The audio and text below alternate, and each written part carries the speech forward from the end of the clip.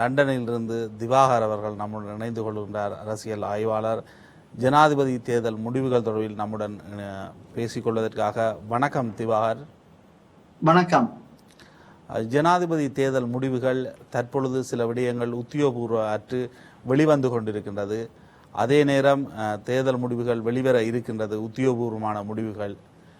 தற்பொழுதைய நிலைமையில் உங்களுடைய பார்வை என்னவாக இருக்கின்றது? அதாவது இலங்கையினுடைய அந்த பொருளாதார நெருக்கடியும் அறகலைய போராட்டத்தினுடைய விளைவுகளை இப்போது நாங்கள் இந்த தேர்தலில் பார்க்கக்கூடியதாக இருக்கிறது. அதாவது இவ்வளவு காலமும் அந்த இடதுசாரி கட்சிகளுடைய வாக்கு விகிதம் 4 வீதத்தை தாண்டவில்லை. 4 அதாவது ரோகண விஜயவீரா ஒரு 4.6% வாக்குகளை பெற்றிருந்தார். அதுக்கு பிறகு அந்த அளவு வாக்கு விகிதம் யாரும் பெற்றது கிடையாது. ஆனால் இன்று நடந்த இந்த தேர்தல் அந்த ரோகண விஜயவீரா விட்ட வாக்குகளிலிருந்து பல மடங்கு அது அதிகரித்து இருப்பதற்கான சாத்தியக்கூறுகள் தென்படுகின்றன. அந்த அடிப்படையில இந்த தபால் மூல வாக்குகள் பெரிய எண்ணிக்கையை காட்டுகிறது. இருந்தாலும் கூட அந்த தபால் மூல வாக்குகளை நாங்கள் பார்க்க வேண்டும். தொழிற்சங்கங்கள் தான் இதுல கூட செல்வாக்கு செலுத்தும் என்ற அடிப்படையில தொழிற்சங்க வாக்குகள் அவர்களுக்கு அதிகமாக கிடைக்கும். அதனாலே அவர்களுக்கு அதனுடைய அந்த விகிதம் கூடவாக இருக்கும் என்று பார்க்கலாம். ஆனால் ஏனைய வாக்கு எண்ணப்படுகின்ற போதுதான் அது இந்த விவரம் முழுமையாக தெரிய வரும். அடுத்தது அநேகமாக இந்த கரையோர மாவட்டங்களுடைய வாக்குகளும் ஏவிபியினுடைய கோட்டைகளாக கருதக்கூடிய இந்த மாத்தறை, காலி போன்ற இடங்களுடைய வாக்குகளும் மிக கூட ஏவிபியினருக்கு வழங்கப்பட்டிருப்பதை நாங்கள் பார்க்கக்கூடியதாக இருக்கிறது. ஆனாலும் இந்த அதிகரிப்பை தேர்தல் முழுமையான அதிகரிப்பாக அல்லது முழுமையான வீதமாக பார்க்க முடியாது. அது அந்த அளவுக்கு அது வராது. இருந்தாலும் ஏவிபியினுடைய சார்பில் அனுரகுமார திசாநாயக்காவுக்கு வழக்கத்துக்கு மாறாக அதிக வாக்குகள் இந்த முறை கிடைக்கும் என்பது நிச்சயம். அவர் முதலாவது வருவார் என்று எல்லோரும் சொல்லிக் கொண்டிருக்கிறார்கள். அதற்கான வாய்ப்புகள் அரிது. அவ்வாறு வந்தால் இலங்கையுடைய அரசியல் வரலாற்றில் எதிர்காலத்தில் ஒரு பெரிய மாற்றங்களை நாங்கள் பார்க்கலாம். இலங்கை அரசியல் ஒரு பெரிய மாற்றங்கள், ஒரு பெரிய பாய்ச்சல்களை ஏற்படும் என்றுதான் நாங்கள் பார்க்கலாம். ஏனென்றால் இந்தியாவினுடைய உறவுகள் மற்றும் சீனாவினுடைய உறவுகளில் எந்த அளவு தூரம் தாக்கம் செலுத்தக்கூடிய ஒன்றாக இருக்கும். இதிலே இந்த ஏவிபியினர் பொதுவாகவே அவர்கள் இந்திய எதிர்ப்பு வாதத்தை தான் உலக காலமும் கட்டிக் கொண்டிருந்தார்கள். அவர்களுக்கு இந்திய எதிர்ப்பு வாதம் அது மகாவம்சத்தினுடைய தம்பதீப கோட்பாட்டின் அடிப்படையில் தான் இந்த இந்திய எதிர்ப்பு வாதம் அவரிடம் இருக்கிறது. மற்றபடி வேற ஒன்றும் இல்லை. அப்ப அதாவது அவருடைய பிலோசபி, அதாவது பௌத்த மதத்தின் பிலோசபிகளாலதான் இந்த இடதுசாரிகள் சிந்திப்பதை நாங்கள் இதில் பார்க்கக்கூடியதாக இருக்கிறதா இந்திய எதிர்ப்பு வாதத்தை. அப்ப இந்த இந்திய எதிர்ப்பு வாதத்தை அவர்கள் கொஞ்சம் சற்று தணிக்க வேண்டிய சூழலுக்கு வருவார்கள். ஏனென்றால் இவ்வளவு காலமும் அவர்கள் நடைமுறையில ஆக்ஷனுக்கு வராதவர். ஆக்ஷனுக்கு வருவார்களா இருந்தால் அதில் உள்ள கஷ்டங்களும் பிரச்சனைகளும் தெரியும். இந்தியாவுக்கு முன்ன தாங்கள் எந்த அளவு சிறியவர்கள் என்பது அவர்களுக்கு புரியும். ஆகவே இந்து சமுத்திர அரசியலில் ஒரு மாற்றம் வரும் என்பது நிச்சயம். அதாவது யாவரும் எதிர்பார்ப்பது போல அனுரகுமாரா வென்று விட்டால் இந்து சமுத்திர அரசியல பெரிய மாற்றம் வரும். ஆனால் அதற்கான வாய்ப்புகள் மிக குறைவாகத்தான் இருக்கும் என்று நான் கருதுகிறேன். என்றால் அதாவது ஒரே அடியாக ஒரே பாய்ச்சலாக அனுரகுமார திசாநாயக்கா பாய முடியாது. இந்த முறை 3ஆவதாக வந்தாலோ அல்லது 2ஆவது வந்தாலோ அடுத்த முறை அவ்வாறு வருவதற்கான வாய்ப்புகளை ஏற்படுத்தலாமே தவிர இந்த முறை வருவதற்கான வாய்ப்புகள் குறைவாகவே காணப்படும். ஆனாலும் இப்போது இந்த எண்ணுகின்ற எண்ணிக்கையை பார்க்கின்ற போது யாரும் அந்த கருத்துக்களை சரியாக சொல்ல முடியாது. எல்லோரும் பயப்பட வேண்டிய தேவை இருக்கிறது. என்றால் தப்பித்தவறி அவர் வென்று விட்டால் எவ்வாறு முகம் கொடுப்பது என்ற பிரச்சனை இருக்கிறது. ஆனாலும் அதற்கான வாய்ப்புகள் குறைவாக இருக்கிறது. தென்னிலங்கையில் அவ்வாறான மாற்றம் ஒன்று இருக்கலாம். ஆனால் தமிழ் பொது வேட்பாளர் என்ற ஒரு விடயத்தை நாம் முன்னிறுத்தி இருந்தோம். இம்முறை ஜனாதிபதி தேர்தலில் பொது அமைப்புகள், கட்சிகள், அதனை கடந்து பல செயற்பாட்டாளர்கள் இணைந்து, ஆகவே அது இந்த முறை தேர்தலில் எவ்வாறான ஒரு முடிவை வெளிப்படுத்தும். அதாவது தமிழர் தேசத்தில் அது ஒரு முன்னேற்றகரமான நடவடிக்கையாகத்தான் இந்த தமிழ் மக்கள் பொதுச்சபையும் அதே நேரம் அரசியல் கட்சிகளோடு உருவாக்கப்பட்ட பொது கட்டமைப்பும் ஒரு செயற்பாட்டை ஆரம்பித்தார்கள். ஆனால் இது ஒரு 2 மாத காலத்துக்குள் மேற்கொள்ளப்பட்ட நடவடிக்கை என்ற அடிப்படையில ஒரு தேர்தலை எதிர்கொள்வதற்கு எங்களுக்கு காலவாசம் காணாது. ஆனாலும் தமிழ் மக்களிடம் இருந்த இந்த சிவில் சமூக அமைப்புகளிடமும் தமிழ் மக்களிடமும் புலம்பெயர்ந்த தமிழரிடம் இருந்த ஒட்டுமொத்த பலத்திலும் ஒரு பெரும் பகுதி இங்கே செலவழிக்கப்பட்டிருக்கிறது. ஆகவே இது எங்களோட மேக்சிமம் தான் சொல்ல வேணும். ஏனென்றால் 2 மாதத்துக்குள்ள செய்யப்பட்டது. இதிலும் கூட இன்னும் ஒன்று செய்வதற்கான வாய்ப்புகள் எங்களுக்கு காலம் தருமா என்பது கேள்விக்குறிதான். ஏன் பொது வேட்பாளரை நிறுத்துவதற்கு ஜனாதிபதி தேர்தல் ஒன்று வரப்போகுது என்பது ஏற்கனவே தெரியும். ஆகவே 2019க்கு பின்னர் அந்த நேரத்தில் பேசப்பட்ட ஒரு விடயம் அதனுடைய தொடர்ச்சியாகவே முன்னெடுத்திருக்க முடியுமே இந்த பொது வேட்பாளரை. மிக நீங்கள் சொல்வது சரி. 2019 அல்ல, 2009ஆம் ஆண்டு பேசப்பட்டது. 2015ஆம் ஆண்டு பேசப்பட்டது. 19ஆம் தேதி ஆனால் தற்பொழுது 19ஆம் ஆண்டு இந்த தமிழ் தேசியம் பேசுகின்ற அனைத்து அரசியல் கட்சிகளோடும் பேசப்பட்டது. ஆனால் தற்பொழுது அந்த 2 மாதங்களில் தான் பொது வேட்பாளரை நிறுத்தி இருக்கின்றோம் என்று சொல்வதற்கு பின்னால் இருப்பது அச்ச உணர்வா? இல்லை, அச்ச உணர்வு இல்ல. நான் சொல்ல வருவது என்னவென்றால், அதாவது தமிழ் மக்கள் மத்தியில இந்த கருத்து சொல்லப்பட்டதை தவிர அது ஒரு அரசியல் நடவடிக்கையாக வரவில்லை. அதாவது ஒரு அரசியல் பரிமாணத்தை பெறாமல் இருந்தது. இது அதாவது ஊடகங்களே நான் நீண்ட காலமாக பேசியிருந்தேன். 2015 பேசியிருக்கிறேன், 2019 பேசியிருந்தேன். தொடர்ந்து இந்த விடம் 1.5 வருடங்களுக்கு முதலே நான் பல விடவே பேசியிருக்கேன் தொடர்ந்து. ஆனாலும் இது ஒரு அரசியல் கருத்துருவமாக வரவில்லை. இது ஒரு அறிவியல் கருத்தாக முன்வைக்கப்பட்டதை தவிர இது ஒரு அரசியல் கருத்துருவமாக அது நடைமுறைக்கு வந்தது 2 மாதம். அதுல இந்த 1 மாதத்துக்குள்ளதான் இந்த பொது கட்டமைப்பில் உள்ளவர்களும் அரசியல் கட்சிகளும் இல்ல நாங்கள் இது ஒரு ஆளை நிறுத்தி போட்டியிட போறோம் என்ற அந்த உறுதியான முடிவுக்கே வந்திருந்தார்கள். என்றால் எல்லோருக்கும் ஒரு பயம் இருந்தது. அதாவது கடந்த காலத்துல இந்த சிவில் கட்டமைப்புகளை உருவாக்கி ஒவ்வொருத்தரும் உடைத்து கொண்டு போனது என்ற அடிப்படையில இது நிலைக்குமா என்ற ஒரு பயம் இருந்தது. ஆனாலும் இந்த நின்றவர்களுக்கு கூட ஒரு ஐயப்பாடு இருந்தது. நாங்கள் இதை செய்து முடிப்போமா, எங்களால் முடியுமா? ஆனால் செய்ய தொடங்கிய பின்னர் செய்திருக்கிறார்கள். அவர்களால் முடிந்த அளவுக்கும் செய்திருக்கிறார்கள். இதுதான் அவர்களுடைய கொள்ளளவு என்றுதான் நான் சொல்வேன். இப்ப மேற்கொள்ளப்பட்ட நடவடிக்கை கொள்ளளவு அங்குள்ள சிவில் சமூக அமைப்புகள் கொள்ளளவுக்கு ஏற்ற அளவில் செய்திருக்கிறார்கள். இதுல அவர்கள் பெரிய அடைவை ஏற்படுத்தாலையும் எதிர்காலத்துல இந்த தமிழ் மக்கள் பொதுச்சபை என்பது தன்னை பலப்படுத்தி இன்னொன்றை நடத்துவதற்கு தயாராக இருக்கும். அதாவது அரசியல் நடவடிக்கைகளை செய்வதற்கு. ஆனாலும் இந்த தேர்தல் இது ஒரு பரிட்சாத்த களம் தான். ஆனாலும் இதுல ஒரு குறிப்பிட்ட அளவு விகிதத்தை பெறக்கூடிய வாய்ப்பு இருக்கு என்றுதான் நான் கருதுகிறேன். இம்முறை பொது வேட்பாளரை நிறுத்தியது ஒரு பரீட்சாத்தம் என்று அவர் குறிப்பிடுகின்றார். உங்களுடைய பார்வையில் பொது வேட்பாளர் நிறுத்தப்பட்டிருக்கின்றார், இவருடைய வாக்குகள் அல்லது இவருக்கு பின்னால் உள்ள கட்டமைப்பு என்பது அடுத்த முறை நாடாளுமன்ற தேர்தலுக்கும் தொடர்ந்து இயங்கக்கூடிய ஒன்றாக இருக்குமா? நிச்சயமாக. ஏனென்றால் இதோடு சம்பந்தப்பட்ட அரசியல் கட்சிகளும் சரி, தனிநபர்கள் இல்லாட்டி ஒரு பொது தளத்தில் இயங்குபவர்களாகவும் சரி, அவர்கள் இதை ஒரு பரிட்சாத்த களமாகத்தான் பார்க்கிறார்கள். இதோடு இணைந்து அவர்களுடைய இலக்காக இருப்பது எதுவரும் உடனடியாக நடக்க இருக்கின்ற பாராளுமன்ற தேர்தலை இலக்கு வைத்ததாகத்தான் இருக்கின்றது. அதனால்தான் அவர்களுக்கிடையில் சில இடைவெளிகள் அதிகமாக இருப்பதும், ஒரு தரப்பு நற்பெயரை சம்பாதித்து விடக்கூடாது, இதன் முழுமையான இந்த பொது வேட்பாளர் என்ற வகிவாகம் அல்லது அதை செயல்படுத்தும் தன்மை இல்லாட்டி அதன் பின்னணியில் இயங்கும் வலு யாருக்கு இந்த கிரெடிட் போய் செல்ல வேண்டும் என்பதில் பெருத்த இழுபறி காணக்கூடியதாக இருந்தது. பொதுவாகவே இந்த பொது வேட்பாளர் இந்த விடயங்களில் இணங்கி போகிற விடயங்கள் மிக மிக குறைவாக இருந்தது. அது அவர்கள் தொடர்பான பொது கூட்டங்களாக ஆதரவு தேடின பொது கூட்டங்களாக இருந்தாலும் சரி, இந்த விடயங்கள் அனைத்தும் அது உண்மையாக இந்த நோக்கம் ஒரு மக்கள் மயப்படுத்தப்படவில்லை. அதுதான் மிகப்பெரிய ஒரு பின்னடைவாக இருந்தது. ஏனென்றால் இந்த செய்தி இறுதி நேரத்தில் தான் ஒவ்வொருவருமாக புரிந்து கொண்டு தமிழருக்காக ஒருவர் நிறுத்தப்பட்டிருக்கிறார், அவருக்கு எமது ஆதரவை தெரிவிக்க வேண்டும் என்று பலர் சிந்தித்து வாக்களித்தார்களே ஒழிய இது ஒரு மக்கள் மயப்படுத்தப்பட்ட ஒரு ஏற்பாடாக ஒரு முன்னெடுப்பாக ஒரு இருந்ததை காணக்கூடியதாக இருக்கவில்லை. தொடர்ந்து எச்சியாக இவர்கள் மத்தியில் இருக்கின்ற பிரச்சனைகளும் இதுதான் மேலெழுந்து கொண்டிருந்தன. விமர்சனங்கள், அவர்களுக்கு மத்தியிலான விமர்சனங்களும் அவர்களுக்கு இடையிலான பிணக்குகளும் பிரச்சனைகளும் தான் வந்தது. அதுவும் அது சார்ந்த ஏனைய கட்சிகளுடன் இவர்களில் இருக்கும் நிலைப்பாடுகளும் அது சார்ந்த பிரச்சனைகளையும் மேலெழுந்த அளவுக்கு இந்த மக்கள் மயப்படுத்தும் செயற்பாட்டில் இவர்கள் எவ்வளவு தூரம் ஈடுபட்டார்கள் என்பதுதான் மிகப்பெரிய ஒரு கேள்விக்குறியாக இருக்கின்றது. அதிலும் குறிப்பாக இந்த பொத்துவில் தொடக்கம் பொலிகொண்டி வரை அமைப்புகள் அந்த நேரத்தில் இருந்த ஒற்றுமை, ஈடுபாடு, செயற்பாடுகள் இந்த பொது வேட்பாளர் தளத்தில் காணக்கூடியதாக இருக்கவில்லை. பலர் இந்த பொறிமுறையிலிருந்து, இந்த செயற்பாடுகளிலிருந்து சற்று ஒதுங்கி இருந்ததை காணக்கூடியதாக இருந்தது.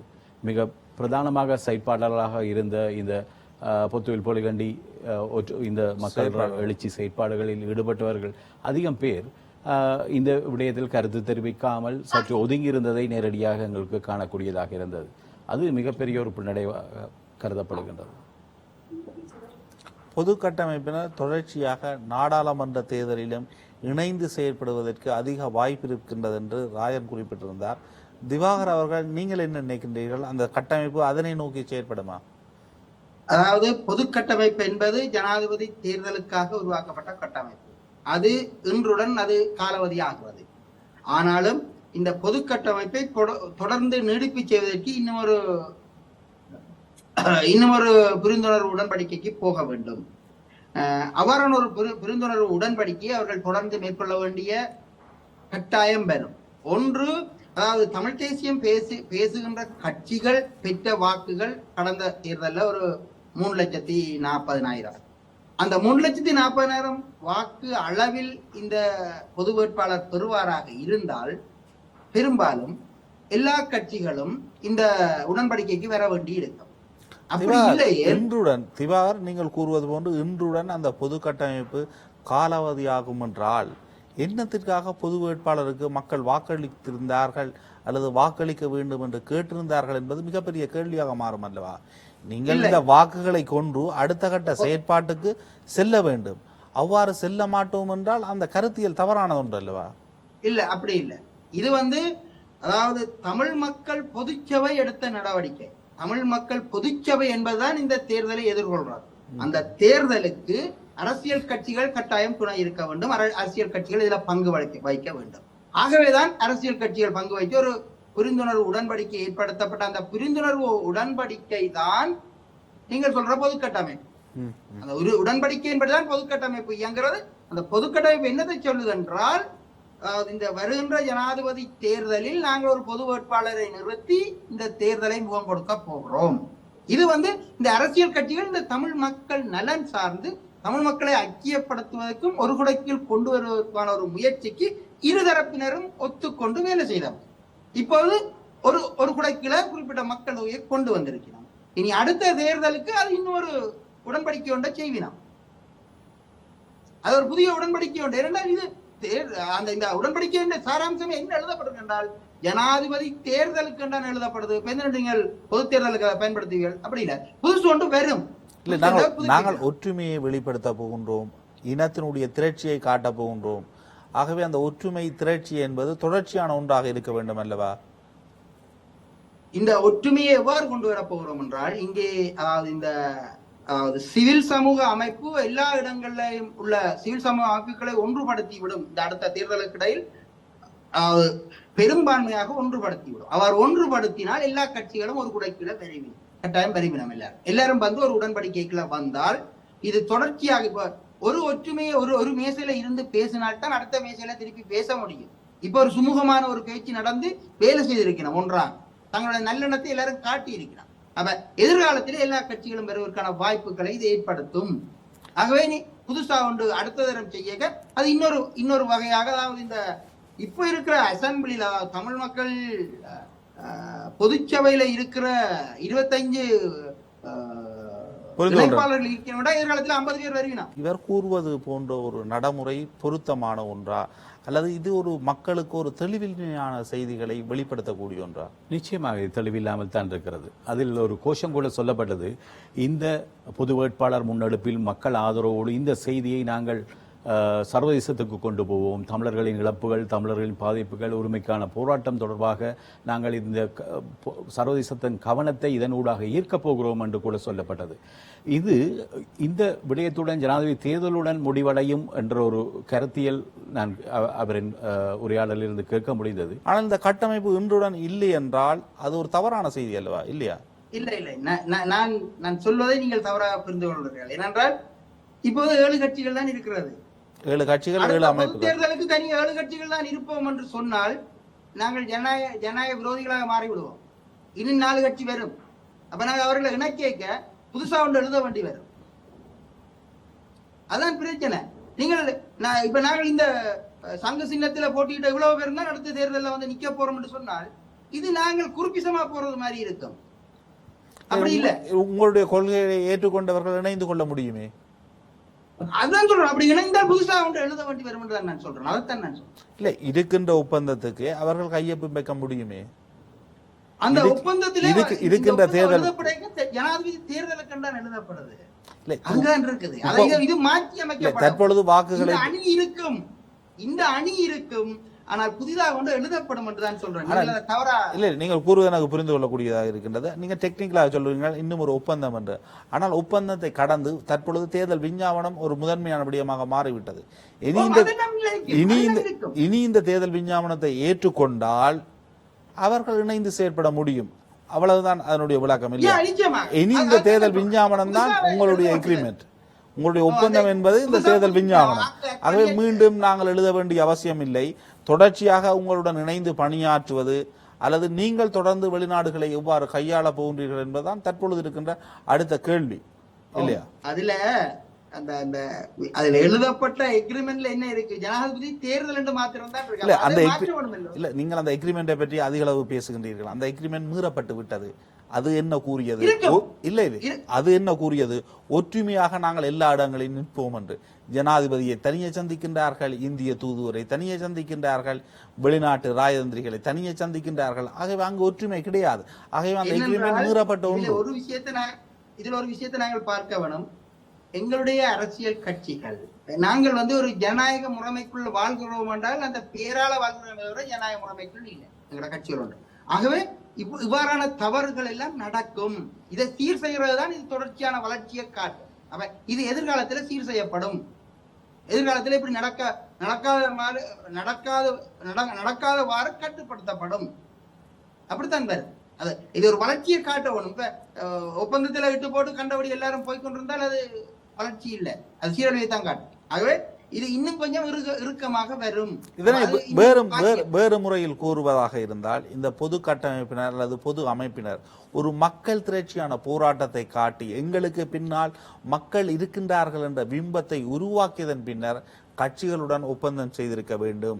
அவ்வாறு செய்திருந்தால் கட்சிகள் கட்டுப்பட வேண்டிய தேவை அல்லது அந்த ஒப்பந்தத்துக்கு ஒரு மரியாதை கொடுக்க வேண்டிய தேவை ஏற்படும். இல்லை என்றால் மக்கள் தங்களை எதிர்ப்பார்கள் என்ற ஒரு நிலைப்பாடு வந்திருக்கும். ஆனால் நிச்சயமாக அமைப்புகளுக்கு பின்னால் மக்கள் இல்லை, கட்சிகளுக்கு பின்னால் தான் மக்கள் இருக்கின்றார்கள் என்ற அடிப்படையில் தான் அவசரமாக இந்த கூட்டு ஏற்படுத்தி கொள்ளப்பட்ட ஒன்று அல்லவா?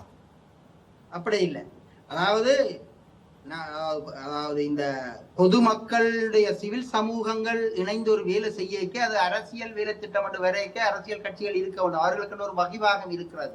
அரசியல் கட்சிகளுக்கு ஒரு வகிவாகம் இல்லை என்று நாங்கள் நிராகரிக்கவே முடியாது. அப்ப அரசியல் கட்சிகளுடைய அந்த வகிவாகத்தை இணைத்தால் தான் இது ஒரு முழுமையான செயற்திட்டமாக செய்ய முடியும். அரசியல் கட்சிகளை புறந்தள்ளி கொண்டு செய்ய முடியாது. அது இணைக்கப்பட வேண்டும் ஏதோ ஒரு வகையில. அதாவது வட்டுக்கோட்டை தீர்மானம் பெறுகின்ற போது கூட்டணி தான் இருந்தது. இப்ப கூட்டணி இல்லை தானே. அப்ப வட்டுக்கோட்டை தீர்மானம் இல்லை என்று நாங்கள் சொல்லவே இல்லை. வட்டுக்கோட்டை தீர்மானத்தை நாங்கள் பிடிச்சு கொண்டு தான் இருக்கிறோம். அதே மாதிரி தான் இதுவும். அப்ப இல்லாமல் போனாலும் மக்களுடைய ஆணை என்ற ஒன்று இருக்குது, மக்கள் திரட்சி வெற்ற என்ற ஒன்று விஷயம் இருக்கிறது. இந்த விஷயம் தொடர்ந்து வளர்த்தி செல்லப்படும். கடந்த கால அனுபவங்கள்ல இருந்து நாங்கள் தொடர்ந்து வளர்த்தி செல்வதற்கான எல்லா படிமுறை செயற்திட்டங்களும் நடைமுறைப்படுத்தப்படும். பார்வையாளர்கள் தொலைபேசியினூடாக இந்த நேரில் இணைந்து கொள்ள முடியும். இவர் கூறுகின்ற இந்த பொது வேட்பாளர் என்ற விவகாரம் என்பது எவ்வாறான முறையில் இனி லொபி செய்யப்பட வேண்டியது? இம்முறை தேர்தலில் கிடைக்கின்ற வாக்குகளை வைத்து இந்த கட்டமைப்பு எவ்வாறு இந்தியாவுடன் செயற்பட வேண்டும், ராஜதந்திரிகளுடன் செயற்பட வேண்டும், ஜெனீவா மற்றும் ஐக்கிய நாடுகள் சபை அதனை கடந்த பல்வேறு பன்னாட்டு நிறுவனங்களுடன் எவ்வாறான ஒரு வகிவாகத்தை வகிக்க வேண்டும் இந்த பொது கட்டமைப்பு? நிச்சயமாக இந்த பொது கட்டமைப்பு இப்போது இவர்களுடைய வெற்றி அல்லது நோக்கம் தங்கியிருப்பது இவர்களுடன் இப்போ இன்னும் குறிப்பாக ஒரு 8 மணித்தியாலங்களுக்கு பிறகு வரும் முழுமையான தேர்தல் முடிவுகள் தான் தீர்மானிக்கும். அவர் குறிப்பிட்டது போல, அவர் எதிர்பார்க்கிறது போல 3 லட்சம் வாக்குகள் என்பது மிகப்பெரிய ஒரு அங்கீகாரமாக அமையும். தற்செயலாக இது ஒரு மாறுபட்ட முடிவுகளை வெளிக்கொணருமாக இருந்தால் இது ஒரு மிகப்பெரிய பின்னடைவாக இருக்கும். ஆனால் அவர்கள் ஒரு முதல் முயற்சியாக பார்க்கின்றார்கள், தொடர்ச்சியாக அதில் ஈடுபட போவதாக கூறுகின்றார்கள். ஆகவே இவர்கள் தங்களுடைய செயற்பாட்டை முன்னெடுக்க முடியும் தானே? நிச்சயமாக இதில் ஆதரித்த பல தமிழ் தரப்புகளுக்கு கூட ஒரு இரட்டை நிலைப்பாடு இருந்தது. நிச்சயமாக தமிழ் மக்களுக்கே மிகப்பெரிய சந்தேகம் இருந்ததுன்னா இவர்களின் நோக்கங்கள் ஒப்பந்தங்களை தாண்டி இவர்கள் ஒருமித்த செயற்பாடுகளை காண முடியாதில் இருந்தது. அது பொதுக்கூட்டங்களாக இருந்தாலும் சரி, அவர்களுடைய கருத்துக்கள் தெரிவிக்கும் போதாலும் சரி, ஒவ்வொரு கட்சிகளும் அந்த மற்ற நபர்களும் விதம் விதமாக இது மற்றது இந்த கட்டமைப்பில் இருந்த அதிகப்படி நான் ஏற்கனவே குறிப்பிட்டது மாதிரி அது பல்கலைக்கழக சமூகமாக இருக்கலாம். இறுதி நேரத்தில் தான் அதில் ஒரு தரப்பு வந்து ஒரு பத்திரிகையாளர் மாலை நடத்தக்கூடியதாக இருந்தது, அவர்களுடைய கருத்தை சொல்லக்கூடியதாக இருந்தது. ஆனால் இந்த எல்லோரையும் இணைத்து இந்த ஆரம்பத்திலேயே இந்த தெரிவிலே பொது வேட்பாளர் யாரை நிறுத்துகிறோம் என்றது மிகப்பெரிய ஒரு பெயர்களை எதிர்பார்ப்பை உருவாக்கிய ஒன்று தயாரித்து வைத்திருந்தார்கள். மிகப்பெரிய ஒரு அதில் சுமார் 20-30க்கும் மேற்பட்ட பெயர்கள் பரிந்துரைக்கப்பட்டிருந்தன. ஆனால் இறுதியாக எல்லோரும் அதிலிருந்து சருகி இறுதியாக நாங்கள் ஒரு முன்னாள் பாராளுமன்ற உறுப்பினர் என்ற அடிப்படையில் தான் அரியேந்திரனை நோக்கி அந்த தெரிவு சென்றது. ஆனால் தற்பொழுது என்னும் தேர்தலுடைய உத்தியோகபூர்வ முடிவுகள் வெளியாகவில்லை. ஆகவே அதனை பற்றி நாங்கள் தொடர்ந்து பேசுவோம். தற்பொழுதைய சூழ்நிலையில் திவாகர் அவர்கள் இந்த தேர்தல் முடிவுகள் இன்னும் வெளியாகாத சூழ்நிலையில் கூறக்கூடிய உங்களுடைய கருத்து, இந்த நாட்டில் ஊரடங்கு சட்டம் தற்பொழுது அமுல்படுத்தப்பட்டிருக்கின்றது, பாதுகாப்பு பலப்படுத்தப்பட்டிருக்கின்றது, இவ்வாறான விடயங்கள் கூறக்கூடிய செய்தி என்னவாக இருக்கின்றது? சமூக வலைதளங்கள் வெளிப்படுத்துகின்ற விடயங்களை நீங்கள் எவ்வாறு புரிந்து கொள்ளுகின்றீர்கள்? பொது தேர்தல் என்றால் கொஞ்சம் அதாவது யார் வருவார் என்ற ஒரு பிரச்சனை இருக்கிறது. அதாவது கடந்த ஒரு அனுபவத்தில இருந்து அதாவது ராஜபக்ச தான் தோல்வியடைந்த பின்னரும் கதிரியை விட்டு அகலாமல் இருப்பேன் என்ற ஒரு தோரணை காட்டிய போது இருந்த நிலைமை இப்போது இருக்காது. ஆனாலும் அவர்கள் அவ்வாறான ஒரு நிலைமை போல அந்த ஒரு பாதுகாப்பு ஏற்பாடுகளை செய்வார்கள். அது இயல்பான விஷயம். ஏனென்றால் அது இலங்கை அதுக்கு பழக்கப்பட்டு விட்டது. அதாவது ஏதாவது ஒன்று என்றால் உடனே ராணுவத்தை ரோட்ல நிறுத்தி வீதி தடைகளை ஏற்படுத்துறது அது பழக்கப்பட்ட விஷயம். அப்ப அது ராணுவ வீரர்கள் அதை செய்வார்கள் உடனே. அது இயல்பான விஷயம்தான். ஆனாலும் இந்த தேர்தல் முடிவு வருவதற்கு முன்னர் இந்த நிமிடம் வரையும் ரணில் விக்ரமசிங்க ஜனாதிபதியாக இருந்து கொண்டிருக்கிறார். அவர் தான் எடுக்க வேண்டிய எல்லா நடவடிக்கையும் அவர் எடுத்துக் கொண்டிருப்பார். அது இயல்புதானே. அப்ப நாங்கள் இதுல இந்த ராணுவம் குவிக்கப்படுவது, வீதி தடைகள் போடுவது ஒரு புதிய விஷயமாக பார்க்க தேவையில்லை.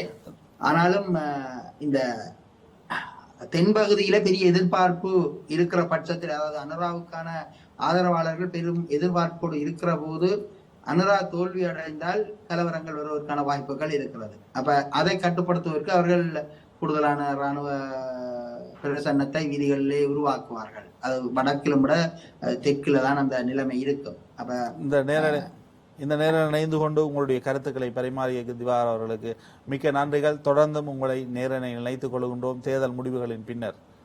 நன்றி. தற்பொழுதைய இந்த சூழ்நிலை என்பது தொடர்ச்சியாக தேர்தல் முடிவுகள் வெளிவர ஆயத்தமாக போகின்றது, தொடர்ச்சியாக வெளிவர இருக்கின்றது. இந்த சூழ்நிலை என்பது சர்வதேச ரீதியில் எந்த அளவு தூரம் முக்கியத்துவம் வாய்ந்த ஒன்றாக பார்க்கப்படும்? குறிப்பாக இந்திய ஊடகங்கள் கூட அதிக அளவு இந்த முடிவுகள் தொடர்பில் பேசிக்கொள்கின்றன, அது ஒரு முக்கியத்துவம் வாய்ந்த விடயமாக பார்க்கின்றன. அதே போன்று சீனாவுக்கும் இந்த விடயம் என்பது ஒரு மிகப்பெரிய பிராந்திய ரீதியில் தன்னுடைய ஆதிக்கத்தை செலுத்த வேண்டிய ஒரு முக்கியமான இடமாக இருக்கின்றது. நிச்சயமாக சென்ற முறை தேர்தலை பொறுத்தவரை வெளிப்படையாக இந்த ஈஸ்டர் குண்டு தாக்குதலின் பின்னர் அந்த வெளிப்படையாக எல்லோருக்கும் கணிக்கக்கூடியதாக இருந்தது. இந்த வெற்றி நிச்சயமாக இந்த ராஜபக்ச குடும்பத்தை நோக்கி செல்லும் என்பது சாதாரண மக்களால் கூட கணிக்கக்கூடியதாக இருந்தது. உங்களுக்கு தெரியும், இந்த திவாகர் கூட ஏற்கனவே குறிப்பிட்டிருந்தார், இந்த தொழிற்சங்கங்கள் குறிப்பாக ஆசிரியர் தொழிற்சங்கங்களாக இருக்கட்டும், தாதிய தொழிற்சங்கங்களாக இருக்கட்டும், மிக பிரதானமான அது துறைமுகங்களாக இருக்கட்டும், இந்த பல்கலைக்கழகங்களாக இருக்கட்டும், மிக பெரும் செல்வாக்கு செலுத்துபவர்கள் தனிப்பெரும் செல்வாக்குடன் இவர்கள் வலம் வந்ததை காணக்கூடியதாக இருந்தது. அதனால் இதை வைத்து மட்டும் நாங்கள் ஒரு முடிவுக்கு வர முடியாது. ஆனால் இந்த அண்மையில் ஆரம்பத்தில் இருந்த சஜித் தொடர்பான ஒரு அலை ஒரு இடைநடுவில் அந்த செல்வாக்கு சரிந்ததை எங்கள் காணக்கூடியதாக இருந்தது. அதன் முடிவுகளும் கூட இந்த வெளிவரும் இந்த தபால் மூல வாக்களிப்பில் குறிப்பாக தென்படுகிறது. ரணில் 2வது இடத்தையும் சஜித் 3வது இடத்துக்கு தள்ளப்பட்டிருக்கின்றார். இது மும்முனை போட்டி. 3 எழுத்துக்களை கொண்ட சஜித், ரணில், அனுர என்றவர்கள் அதுக்கு அங்காலும் தொடர்கின்றது நாமல் திலீப் என்று இந்த 3 எழுத்துக்களை கொண்ட ஒரு நபர்கள் முட்டி மோதும் ஒரு ஜனாதிபதிக்கான ஒரு களமாக இருக்கின்ற இந்த நேரத்தில் முதல் உத்தியோகபூர்வ முடிவுதான் இப்பொழுது வந்திருக்கிறது.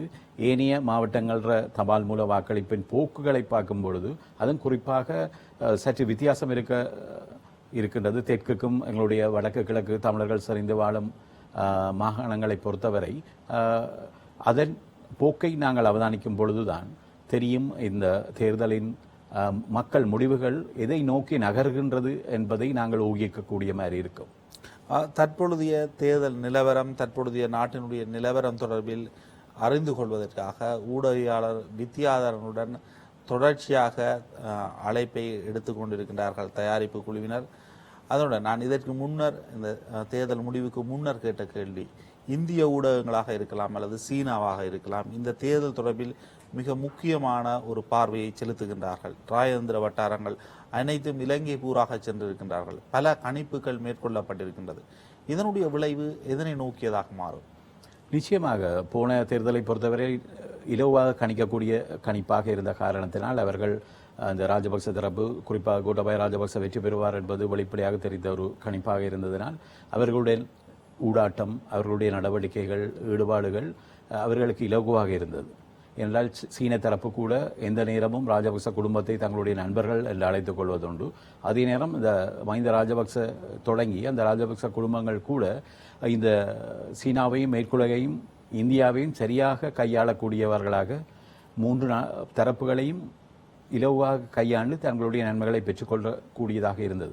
ஆனால் இந்த முறை மிகப்பெரிய சிக்கல் இந்த மேற்குலகமாக இருக்கட்டும், அமெரிக்காவாக இருக்கட்டும், இந்திய தரப்பு, சீன தரப்புகளாக இருக்கட்டும், மிகப்பெரிய ஒரு சிக்கலாக இருக்கின்றது.